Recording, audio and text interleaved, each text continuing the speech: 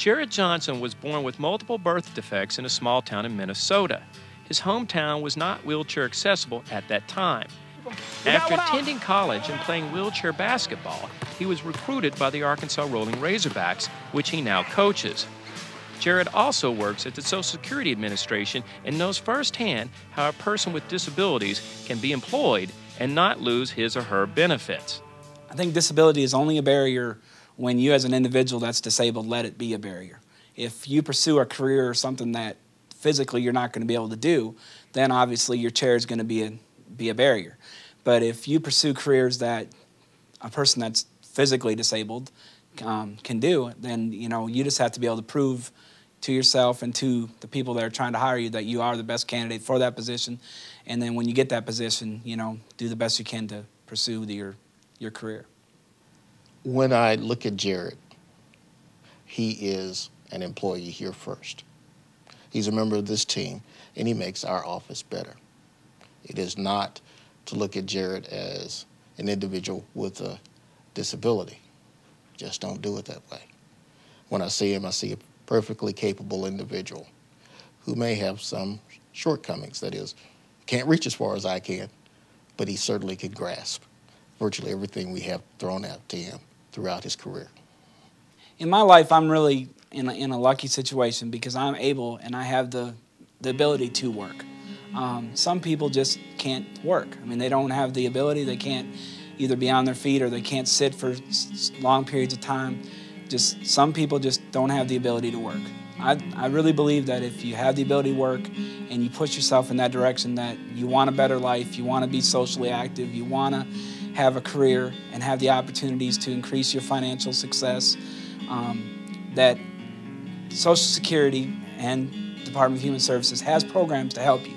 And I think that that's the part that needs to be sent out. People with disabilities need to understand that there is programs that can help. There are programs that can help you. You just have to be willing and work hard enough to get to the right person, talk to the right representatives, go to the offices and talk to them about what you can do, what you can do to get back on your feet and how they can help you. Vocational rehabilitation has excellent services that can train you to work if you're able to do that. The Department of Human Services has programs that will help you keep your Medicaid so that you don't have to lose your health insurance. There are programs available, and you have to take some initiative in your own life to improve your situation. And I think that's where people with disabilities need to have the understanding that if you want to do it, there's programs out there available that can assist you. You just have to be the one to step up and get it done. One of the things I try to do as the coach of the Arkansas Rolling Razorbacks is I try to encourage my players to seek out those work incentives, those options, and those things to help them get back on their feet. I always believe, I mean, every one of my players, when I recruited a kid out of Jonesboro, Arkansas, and he got hurt in a car accident coming home from work, and he was going to Jonesboro, University, Arkansas, Jonesboro, and he said he's not going to go back to school. And he said, I'm done. He got hurt, fell asleep at night coming home. And I said, well, you want to play basketball, you have to go back to school. And he said, I'm not going back to school. And he came down to practice a couple times, saw what we do with those people, and saw everybody that's in a chair overcoming, doing things that they need to do, and then realized that, this is what I want. I want to have a life. I want to get married. I want to have kids. I want to do these things. And our organization does that. We really promote within. We get these people on board. We go out and give speeches at the hospitals.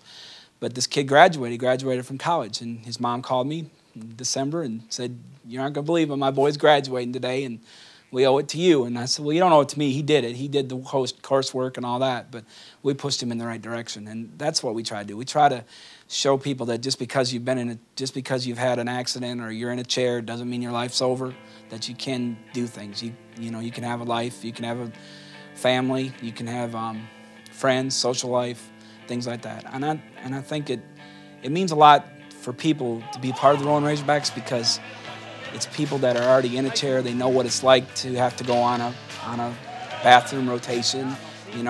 Their whole lives are changed, and our organization educates them that you can get on a plan, you can get it done.